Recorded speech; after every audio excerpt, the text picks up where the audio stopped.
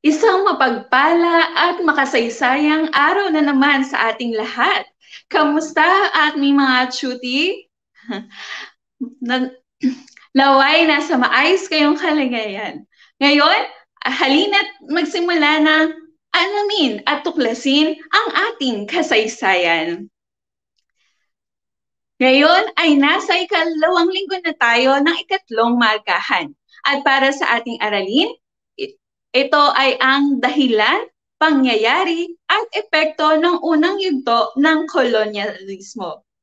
Muli, ako si Tutor Rona, ang inyong makakasama ngayong hapon mula sa Marcelo H. Del Pilar National High School, SDO, Malolos. Ihanda na ang inyong lapis, kwaderno o notebook at mga module. At ating gagamitin iyan sa talakayan ngayong hapon. Ang ating gagamiting module ay sinulat ni Liza M. De Vinagracia at inilathala ng Region 7 Schools Division of Negros Oriental. Kaya naman mga cutie, inaasahan namin ang inyong aktibong pakikilahok sa pagsagot ng ating module. Handa na ba kayo? Yan, magbati muna tayo sa ating mga cutie ngayong hapon. Ayan, isang magandang hapon kay Chrissy mula sa San Mariano National High School. Gayon din kay Vin Aldrich Galasinaw mula sa San Mariano National High School. Gayon din kay Christian Carl Miraflor mula sa General Santos City National Secondary School of Arts and Trades. Kamusta kayo dyan sa Jensen? Hello, hello. Gayon din kay Carla Agonoy Balana mula sa Diamantina National High School, Cabatuan East District ng Isabela. Hello po. Gayon din kay Catlea Soriano. Hello, hello. At mahabol si Eliza Nicole from Santa Lucia National High School, SDO, Bulacan. Ayan, kamusta kayo? Kamusta? Ngayon ay magkaroon muna tayo ng panimulang pagtataya. Ayan. Ihanda na ang inyong papel at lapis para sa ating pagsasagot. Simple lang ang ating gagawin. Piliin ang salitang inilalarawan sa bawat pahayag. Handa na ba kayo? Okay, mabuti. Ayan, so batiin din natin si Sandro Mauricio mula sa San Mariano National High School. Ayan, ang dami nating estudyante mula sa San Mariano National High School. Okay, simulan na natin. Para sa unang pahayag, ang bansang namayani sa agawan sa Malukas ay ano kayang bansa? Ang Spain o Netherlands? Pakilagay nga sa inyong comment section ang inyong sagot. Ayan, good afternoon din, Christopher Andrew Respicio. Marniel Lustre Ramos, ayan, handa na po siya. Kathleen, ayan, so pakilagay ang inyong kasagutan sa comment section. Spain o Netherlands? Okay, tama ang inyong kasagutan. Ito ay ang bansang Netherlands. At ito class yung flag ng Netherlands. Ayan, so ituloy natin para sa ikalawang pahayag. Ito ang naging sentro ng komersyo sa Timog Silangang Asya. Ano kaya ang bansang ito? Pilipinas ba o Malacca? Pakilagay ang inyong sagot sa comment section. Pagbati kay Sigrid Marie Ligutan mula sa San Mariano National High School. Gayon din kay Rizame Kafirma ng Diamantina, LPG Diamantina National High School sa Isabela. Gayon din kay Trixitan Enrique ng Gutad National High School, grade 8. Ayan, so very good yung mga sumasagot. Okay, so kay Eliza, ang kanyang napili ay Pilipinas. Okay, ay magandang hapon din. Ayan, Marniel Kyle Lustre Ramos, ang sagot naman niya ay Malacca. Ayan, maraming sumasagot na Malacca. Tama nga ba ang inyong kasagutan? So, tingnan natin, class. Ayan, mahusay, Malacca ang sentro ng komersyo sa Timog Silangang Asya. Okay, ito yung mapa ng Malacca. Para sa ikatlong pahayag, ito ang katutubong kaharian sa Mexico na pinabagsak ng mga Espanyol, Maori o Aztec. Muli, ito ang pinabagsak ng Espanyol, Maori or Aztec. Habang kayo ay pumili ng inyong kasagutan, pagbati ulit kay Marniel, kay Lustre Ramos na patuloy na nakatutok, ganun din kay Catlea Soriano. Ayan. Hello, Eliza May Comia mula sa Marcelo H. Del Pilar National High School. Yan, kamusta? Okay, meron na ako nakikita ang sagot. Ang sagot ni Eliza ay Aztec. Tama ba ang sagot? Gayun din sa iba, Aztec nga ba ang tamang sagot? Tama, Aztec. Mahusay. Para sa ika-4, ito ang bansang Europeo na namayani sa kalakalan ng rekado noong panahon ng panggagalugad. Ito ba ay bansang China o bansang Italy? Yan. Pagbati mula kay Shermaine Kauwing. Yan. So, mula sa San Mariano National High School. Ayan, tama inyong mga kasagutan. Eliza, Kathleen, at Christopher. Okay, si Christopher, ang kanyang sagot ngayon sa number 4 ay Italy. Tama ba ang Italy? Ayan, si Eliza Day, si Eliza Nicole, Italy. Tama nga ba ang Italy? Tingnan nga natin, ma'am. Ayan, si Shermaine din. Ayan, tama. Very good kayong lahat. Okay, tama ang inyong kasagutan. At para sa huling pagtataya, number 5, barkong unang nakaikot sa daigdig. Ito ba ay ang barko ng Titanic o ang barko ng Victoria? Yan. Pagbati kay Riza May, ayan, patuloy na nakatutok. Gayun din kay Marniel Kyle, Eliza May Comia, Catlea Soriano Trixitan, at kay John Joshua Enriquez mula sa Marcelo H. Del Pilar National High School. And kamusta kayo? Kamusta? Kamusta? Okay, marami na akong nakitang nagsasagot. Tama kaya ang kanilang kasagutan? Ang kasagutan ay Victoria. So, tama ba? Ayan, very good. Mahusay. Victoria ang tamang sagot. Batay sa inyong naging kasagutan na hinuha ni teacher na kayo ay may kaalaman na sa ating pag-aaralan ngayong araw. Yan, Victoria. So, panalo ka, learner, dahil mahusay ang inyong pagsagot. Kaya kung inyong mapapansin din, aming mga minamahal na mag-aaral, si Teacher Rona, si Tutor Rona, ay nakasuot ng munting, ayan, sailor cap.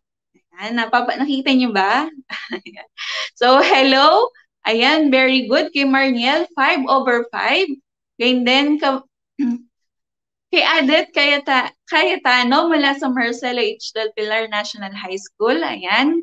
Maraming salamat, Chuti, sa inyong pagsagot. Ngayon, alamin natin ano ba yung pinakamahalagang kasanayan sa pagkatuto ngayong ating aralin.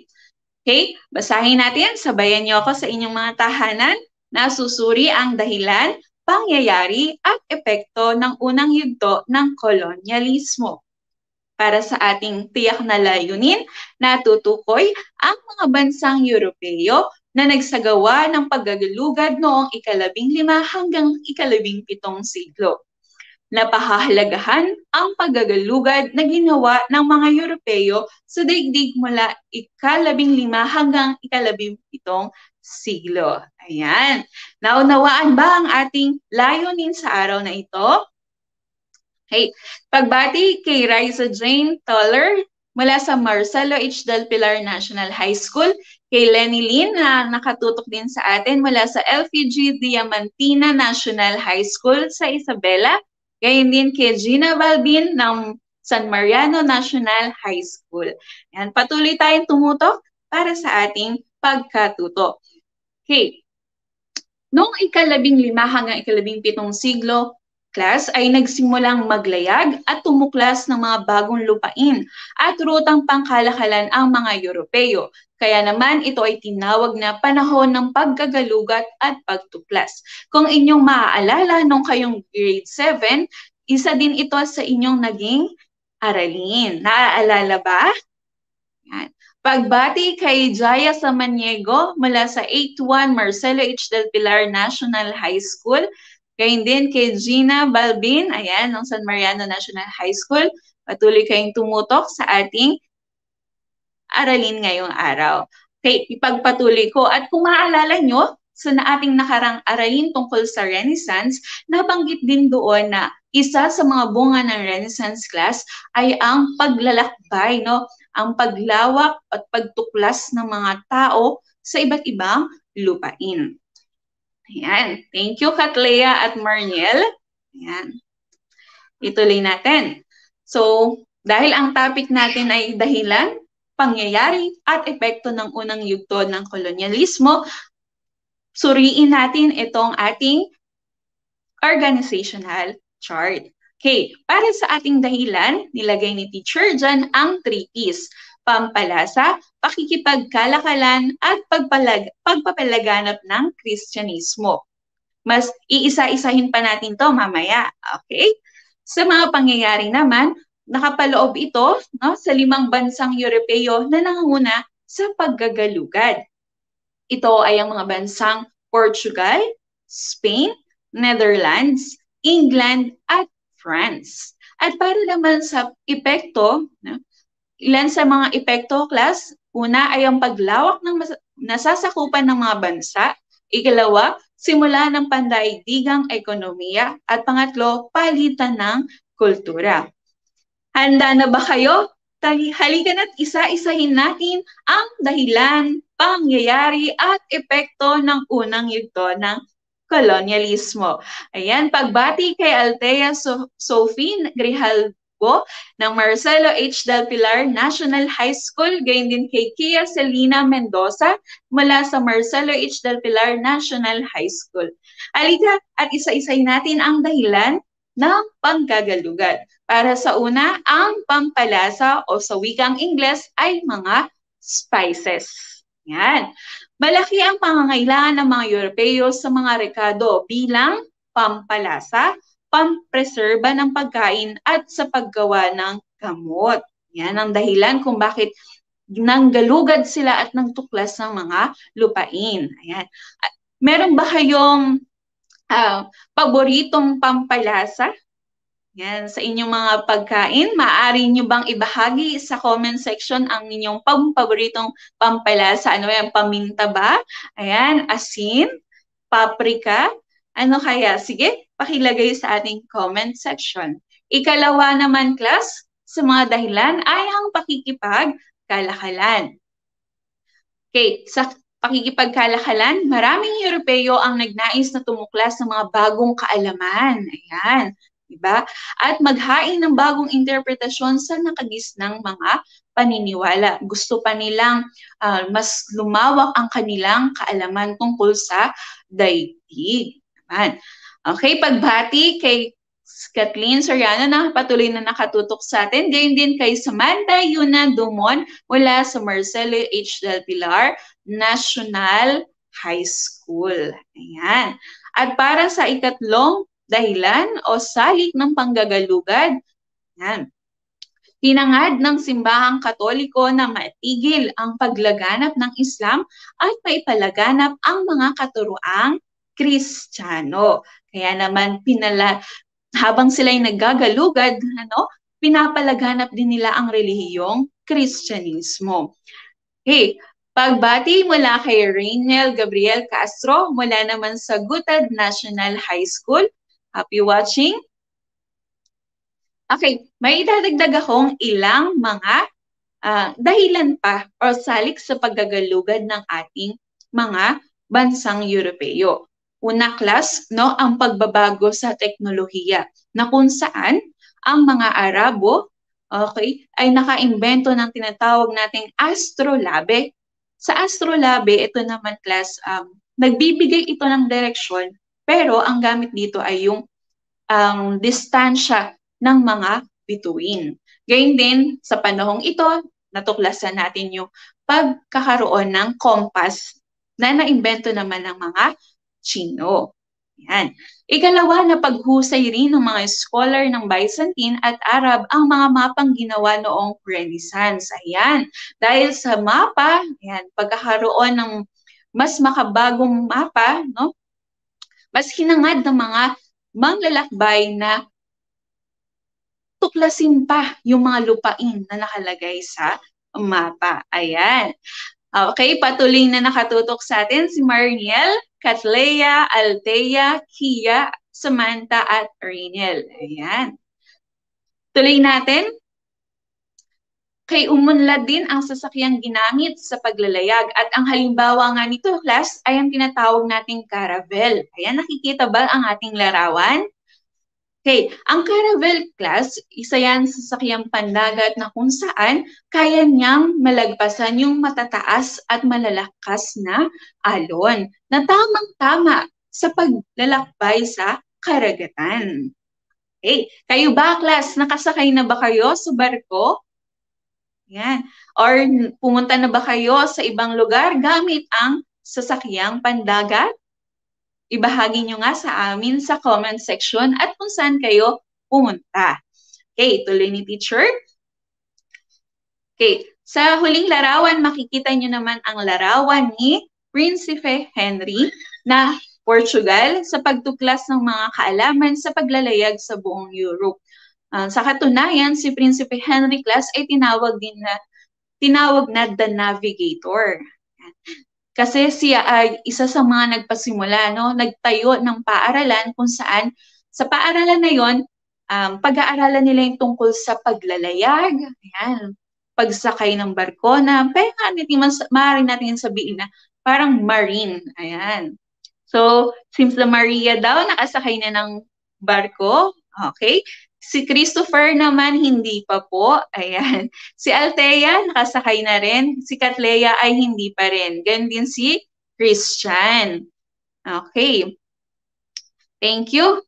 Happy watching kay Alexa Margaret na nakatutok ngayon mula sa Marcelo H. Del Pilar National High School. Ayan. Kamusta? Kamusta, Alexa? Okay. Muli, tandaan ang ating 3Ps, no? Na dahilan sa paggagalugad at pagtuklas. Pampalasa, yan. Pampalasa, pakikipagkalakalan, at pagpapalaganap ng Kristyanismo. Ngayon ay tutungo na tayo sa mga pangyayari na ipinalooban ng 5 bansang Europeo na nanguna sa paggagalugad. Handa na ba kayo sa ating mga pangyayari? Okay, so yes po, sabi ni Eliza May Comia. Okay. Ngayon, habang tayo ay nasa pangyayari, gusto kong tukuyin ninyo ano yung bansa na ipinapakita ko ngayon. Ayan, so yung una, ayan, meron siyang color green and red. At nasa baba yung kanyang bansa, ano, tawag sa bansang ito. Pakibuo nga ang salitang ito. Ayan. So, andyan si Trixie. Sagot ay Portugal. Christopher, Portugal. Riza, Eliza, Christian, Catlea. So, tama ba ang Portugal? Okay, tama. Ikalawa. Ano naman ang ikalawang bansang ito, class? Ayan.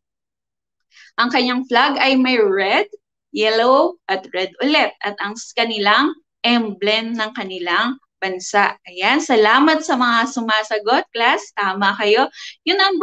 Yung pangalawang bansa naman, ano tong bansa? Ayan, may nakikita na akong sagot. Si Christopher, Eliza, Spain. Trixie, Jaya, Samaniego, Spain. Ganyan din kay Adet at Althea, Spain. Tama ba ang Spain? Okay, tama. Nakakadalawang bansa na tayo. Para sa ikatlong bansa, pakisulat nga sa comment section, ano ang ating ikatlong bansa? Ayan, thank you sa patuloy na pagsagot. Ayan, Kia, Rainiel, Catlea, Christian, Eliza. Ayan. Para sa ating ikatlong bansa, meron itong tatlong kulay, asul, puti, at pula. Ano kaya itong bansa? Yan, maraming salamat sa patuloy na pagtutok at Lea Soriano, Eliza Nicole Sawal, at Christopher Respicio. Meron ng mga nagsagot, Netherlands, sagot ni Katlea, Riza, Trixie, at gayon din sa karamihan, Netherlands ang sagot. Okay, napakahusay, Netherlands ang ikatlong bansa. How about naman, class, ang ikaapat na bansang ito? May krus na kulay pula sa kanyang flag at mayroong puting background. Ano kayang bansa ito? Yan, patuloy na nakatutok sa atin si Angel Juan, ayan, Kathleen Soriano, Trixie Tan, Enrique. Okay, huwag nyo din kalimutang i-share ang ating Facebook page ngayon para nang sa ganon, malaman din ito ng inyong mga ibang kamag-aral. Ayan, ang sagot ay England po mula kay Jaya, Rainiel, Althea, Trixie at Katlea. So, tama ba ang England? Ayan, tama. At meron tayong bagong kasama yan, si Mary Joyce mula sa Doña Magdalena H. Gafud High School. Hello, Mary Joyce. Welcome sa ating DepEd Itulay. Okay. Para sa huling bansa, ano kaya ang tawag sa bansang ito? May kulay red din siya, puti at asul. Anong bansa ito? Okay, mula kay Eliza, Althea, Trixie at Raisa, France ang kanilang kasagutan. Gayon din kay Kia at Kenly Kim. Okay, France nga ba? Okay, very good. Okay, ang ating limang bansa ay ang Portugal, Spain, Netherlands, England, at France. Sila class yung nanguna sa pagtuklas ng mga bagong lupain at rutang pangkalakalan mula noong ika-15 siglo. Isa-isahin natin ang mga kaganapan mula sa mga bansang ito. Pinangunahan ng Portugal ang panahon ng panggalugad gamit ang teknolohiya sa paglalayag at estratehikong lokasyon nito na nakaharap sa Atlantic Ocean. Pansinin ang mapa na kinaroroonan ng Portugal. Ayan, so nakaharap sila sa Atlantic Ocean. At tandaan, si Prinsipe Henry nga ay nagpatayo ng paaralan para sa paglalayag. Ayan. Ikalawang pangyayari, naglayag din ang mga Portuges mula sa Cape of St. Verde, pasilangan patungong Africa. So, natuklasan nila yung pagpunta naman sa Africa. Ayan, salamat sa patuloy na pagtutok, Adet, Christian, Eliza May, Katlea, at Marniel. Okay, tuloy natin. Taong 1488 naman, narating ni Bartolome Diaz ang dulo ng Africa at binansagan itong Cape of Storm na kalaunan ay tinawag na Cape of Good Hope. Ayan, ito klase Bartolomeo Diaz, yung nasa kanan, at sa kaliwa naman class ay ang mapa na kinaroroonan ng Cape of Good Hope na matatagpuan natin sa Africa. Ayan, happy watching. Hello kay Rowena Alipio na mula sa Gutad National High School, SDO, Pampanga. Gayon din kay Angel Juan mula sa San Mariano National High School. Okay. Matapos matuklasan ni Bartolome Diaz ang Cape of Good Hope, isa din sa manlalakbay ng Portugal ay si Vasco da Gama. No? Matapos ang isang dekada, narating ni Vasco da Gama ang silangang bahagi naman ng Africa na nagsilbing tungtungan ng mga Portuges patungong India. At noong 1497 nga, narating na da Gama ang Calicut sa kanlurang bahagi ng India. At noong 1510 naman, ginawang himpilan ng Portugal ang Goa. Itong bahagi na to ng bansa ay matatagpuan sa India class. Okay? Higit na sumigla ang gawaing komersyal ng mga Portuges nang sakupin nito ang Malacca na sentro ng komersyo sa Timog Silangang Asya. Tingnan natin ang larawan. Ayan, so ito class si Vasco da Gama at ang kanyang natuklasang lugar ay ang India. Okay, patuloy na nakatutok sa atin. Hello, Vilma Flores mula sa Gutad National High School. Good afternoon din sa iyo. Gayon din kay Rowena Alipio, ayan, Sagutan National High School din. Patuloy na nakatutok sa atin si Marniel, ayan. Okay, ituloy natin. So, ito class, yung may blue na dots, yan yung matatagpuan ng Calicut at ang Goa. Pag sinabing India class, ano yung pinaka tumatatak sa inyo pag narinig niyo yung bansang India? Maaari niyo bang i-comment sa ating comment section? Yan. So, una, Portugal. Sumunod naman na bansa class ay ang Spain. Ang Spain sa ilalim ng pamumuno ni na Haring Ferdinand at Reyna Isabela ay naging mapangahas ang mga Espanyol sa pagkalugad ng mga bagong teritoryo sa labas ng Europe. So panahon na to ay pinamumunuan ni Haring Ferdinand at Reyna Isabela ang Spain. So ayon kay Christopher, ang kanyang natatandaan daw sa bansang India ay ang Mumbai. Okay. So nakatutok din sa atin si Marian Angeline, ayan, mula sa San Mariano National High School, SDO Isabela. Hello, hello. Okay, ituloy natin ang mga pangyayari sa Espanya. Okay, kay Marcos Nubla naman, mula sa Marcelo H. Del Pilar National High School, ang natatandaan niya, kapag narinig niya ang India ay ang Taj Mahal. Very good. Ayan. Mula naman sa Doña Magdalena High School, hello, Annalyn Dumailang. Yan. Kaya ituloy natin sa Espanya, sa pamumuno ni Christopher Columbus, noong 1492, ay natawid niya ang Atlantic Ocean at narating ang Asia. Sa halip ay narating niya ang layunin ni Christopher Columbus class ay marating ang Asia. Pero sa halip na marating niya ito ay narating niya ang ilang bahagi sa Caribbean o West Indies na bahagi ng North America. Okay, mula sa islang Hispaniola ay bumalik siya sa Spain, hatid ang balitang narating niya ang pinaniniwala ang Asia. Isa pa sa mahusay na manlalayag ng Espanyol, ang ating, alam kong kilalang-kilala niyo to. Yan, so walang ibang din si Ferdinand Magellan. Kung babalikan ninyo sa inyong grade 7, no, si Ferdinand Magellan talaga ay tubong Portugal talaga siya, no, Portuguese talaga siya. Pero naglakbay siya, no, sa ilalim ng pangalan ng Espanya at narating nga niya noong 1521 ang ating bansang Pilipinas. Sa sumunod na taon, isa lamang sa 5 barko ni Magellan ang nakabalik sa Spain. At ang makasaysayang barkong ito ay walang iba kundi ang barkong Victoria. No? So ang Victoria class ang nagpatunay na bilog ang daigdig. Hello, happy watching kay Kate Ziana Mamuri mula sa San Mariano National High School.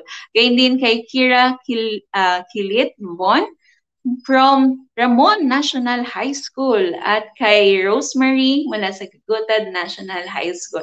Hello, hello. Yan. Ituloy natin. Isa pa sa manlalayag ng Espanya, walang iba kundi si Hernan Cortes. Tiyak narinig niyo na ang pangalan ni Hernan Cortes nung ikalawang markahan, no? Na kung saan pinag-aralan niyo ang tungkol sa kabihas ng Mesopotamia. Mesopotamia, kabihas ng Mesoamerica din. And so, pinaunahan ang pananakop ng Mexico ni Hernan Cortes. Sa simula ay maluwag ang naging pagtanggap ng mga Aztec sa mga Espanyol, ngunit nung malaman nila ang tunay na hangarin ng manlalayag, sa kanilang lupain ay sumiklab ang isang digmaan na nagpabagsak sa kabihas ng Aztec. Kaya naalala pa ba ang kabihas ng Aztec? Mabuti. Okay, mali pagbati naman kay Angelica, ayan, from Ramon National High School, gayon din kay Diane Roldan de la Cruz from Ramon National High School. Magandang hapon din, Shania Nicole Cruz. Ayan, so ayan, si Eliza Nicole, naalala pa daw niya ang kabihas ng Aztec, mabuti. Okay, tuloy natin. Under pa rin ng bansang Spain, ang isang manlalayag ay si Francisco Pizarro noong 1532 ay pinabagsak ng Spain ang kahariang Inca. Natatandaan pa ang kahariang Inca? So, sa kabihas ng Mesoamerica to. Okay, so ayan, natatandaan daw ni Catlea Soriano. Okay, mahuhusay ang ating mga tsuti. Ayan, matalas ang memorya. Ayan, ganyan din kay Eliza. Okay, very good. Okay, next. Ang Netherlands. No? Kaya mga tao dito, no, naniniran sa Netherlands class, ay tinatawag nating Dutch. Ayan, mga okay, so noong 1602, itinatag ng Netherlands ang kanilang Dutch East India Company. Nakatuon ang kumpanyang ito sa pagpapadala ng mga ekspedisyong commercial sa Asia, yung mga kanilang mga produkto. Okay, sa Netherlands din, nagawa nilang maagaw ayan, at mapasakamay ang Moluccas na kung saan ito ay himpilan no, ng kalakalan ng Ricardo na pinanghahawakan ng Portugal. Sumunod na pangyayari, lumawak ang kanilang teritoryo sa Timog Silangang Asya at noong 1619 nga, ay ginawa nilang himpilan ang Batavia o kasalukuyang Jakarta na matatagpuan natin sa bansang Indonesia para sa kanilang operasyon. Naging napakabilis no ng mga pangyayari sa Netherlands na kung saan agad mabilisan nilang nasakop o naagaw ang himpilan ng Portugal. Ayan, so bumati muna tayo. Magandang hapon din sa iyo, Marjorie Bacani mula sa Gutad National High School. Ganun din kay Cherry May mula sa Gutad National High School at kay Grace Lee ng Ramon National High School. Ganyan din kay Francine. Ayan, Francine mula sa Santa Lucia National High School, SDO Malolos. Ayan. Hello sa inyo, magandang hapon. Okay, tuloy natin ang mga pangyayari sa Netherlands. Nakipag-alyansa rin ang mga Dutch sa mga katutubong pinuno upang mapalawak ang kanilang mga gawaing komersyal o yung kanilang pakikipagkalakalan. Ang Dutch lang class, ang tanging lahing Europeo na pinahintulutang makipagkalakalan sa Japan. Bakit nga ba, ma'am? Dahil hindi nagpalaganap ng relihiyon at hindi rin sila nagtatag ng pamahalaang lokal na nagustuhan ng mga Hapones. Yan. At noong 1621, itinatag din ng Netherlands ang Dutch West India Company upang lumahok sa kalakalan sa Caribbean. Ayan. Pag sinabi, ano yung naalala nyo sa Caribbean? Oh, ayan, naalala nyo ba yung movie? Ayan, naalala nyo ba yung movie ng Caribbean? Si Sparrow, ayan. Napanood nyo ba yun? Okay, so ituloy natin. Okay, nasa ika-4 na tayong bansa ng Europeo. Noong 600 naman, ang England, no, itinatag ng England ang British East India Company upang lumahok sa pandaigdigang kalakalan. Pinaunlad ng mga English ang Madras, Bombay. Ito yung mga lugar to sa India, no? Madras, Bombay at Calcutta bilang mga pangunahing himpilang pangkalakalan. Kaya kung mahilig kayo sa mga Indian movie, no, maraming Indian movie class na kung saan sangkot ayan, no, sa kanilang history ang mga British dahil nga nasakop sila ng England. Ayan, ang dami nating patuloy na nakatutok. Ayan, si Kit Balvin mula sa San Mariano National High School. Ayan, hello po, Teacher Gina G. Balvin. Hello po. Gayun din po kay Zillian Donato mula sa Gutad National High School. Ayan, hello po sa inyong lahat. At noong 1757 class, nagtagumpay ang mga English na sa Battle of Plassey laban sa mga French. Ito ang naghudyat sa kanila mamayani sa India. So, balik class, ang India kasi ayan, ang mga bansang Europeo katulad ng France, no, andiyan din sa India. Kaya hindi maiiwasan na hindi mag-away-away mismo yung mga bansang Europeo. No? Yan. So, yan yung sa England class. At isa pa sa naging estratehiya ng England class ay ang kanilang malawakang pagtatanim. Ayan. Malawakang pagtatanim at pagpapagawa ng pabrika sa kalakalang opyo sa China. Kasabay sa paggagalugad sa Asia ay nanakop din ang mga Ingles ng teritoryo sa North America noong ika-17 siglo. So ma'am, ano po ba yung mga nasa larawan na bulaklak? Ayan. So yan class ay ang bulaklak na tinatawag nating poppy. Hindi aso ha. Poppy as in P-O-P-P-Y na kung saan yan yung pinatanim ng mga English, no, mga taga-England sa India para matugunan yung kanilang pakikipagkalakalan sa opyo sa China. Kaya kung maalala nyo nung grade 7 kayo, kaya nagkaroon ng tinatawag nating Opium Wars 1, 2, and 3. Ayan, naalala ba yung Opium War? Okay. So hello din kay Kelly Kim mula sa Marcelo H. Del Pilar National High School. Yes, Marniel, poppy, yung tawag sa bulaklak na yan, na ginagawa, ayan, so nagiging isang uri siya ng parang drugs. Ayan. Okay, at bilang panghuli sa ating 5 bansa, mabilis ba? Ayan. So, pinagtuunan din ng pansin ng mga French ang North America, na kung saan, no, sa labas ng Amerika, nanakop sila ng mga lupain. Ayan. Sinakop nila ang Caribbean, Africa, at Asia. Ayan. Hello, Jessica Pascual from Ramon National High School. Ito, class, ha, mapa, makikita nyo yung kinaroroonan ng Caribbean na bahagi ng North America. Ayan.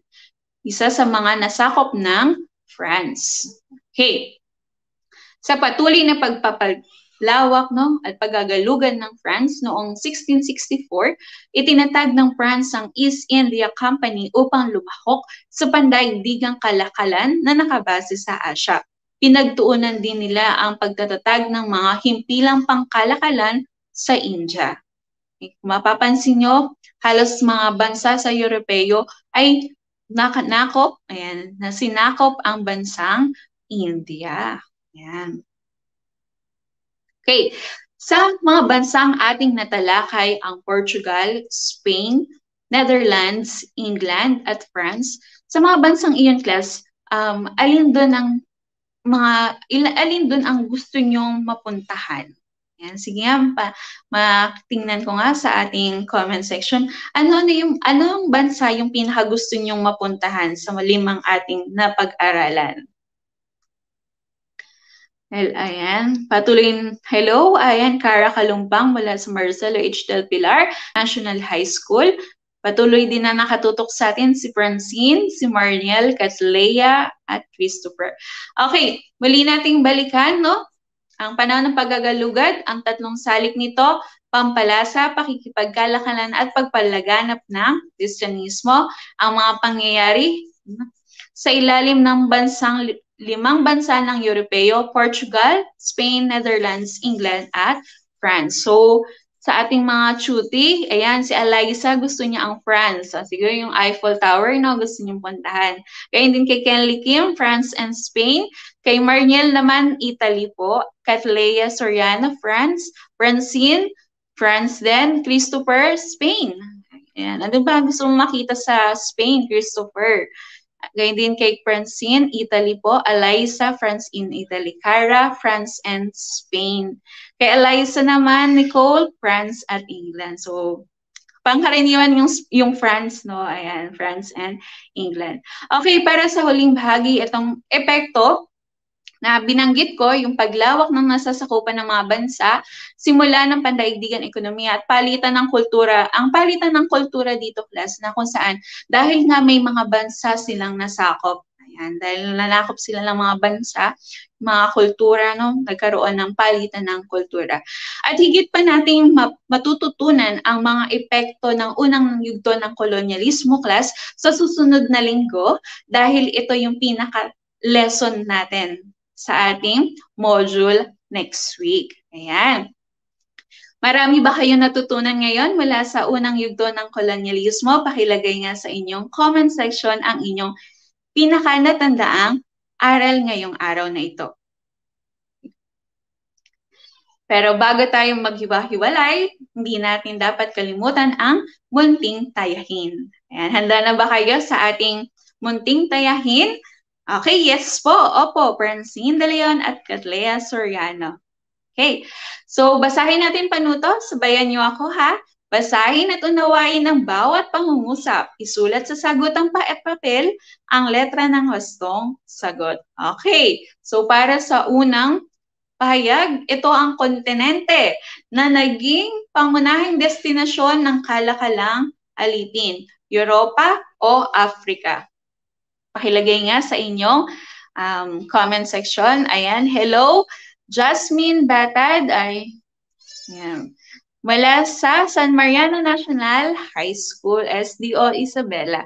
Ganyan din kay Prince Lawrence. Ayan, good afternoon po from Ramon National High School. And good afternoon sa lahat. Okay, ang sagot ay Africa. Tama kayo, class. Okay, ang Africa. Ayan. So, huwag kayong malilito no, sa kontinente ng Africa at ng South Africa no, sa kanilang physical na itsura. Ayan, or yung shape.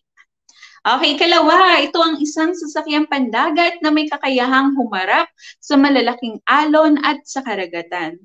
Astrolabe o Carabel? Yan, very good. Tama ang inyong kasagutan, Christopher, Eliza Nicole, Catlea, Althea Sophie, John Joshua, at Jaya Samaniego, Africa.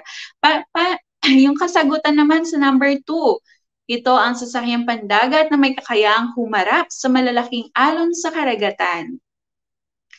Okay, mahusay. Ang tamang sagot ay Carabel. Okay, very good. Para sa ikatlong katanungan, ito ang isang kumpanya na itinatag ng France sa Asia upang lumahok sa pandaigdigang kalakalan. Ano kaya ang kasagutan? Ito ba ay ang British East India Company o ang East India Company?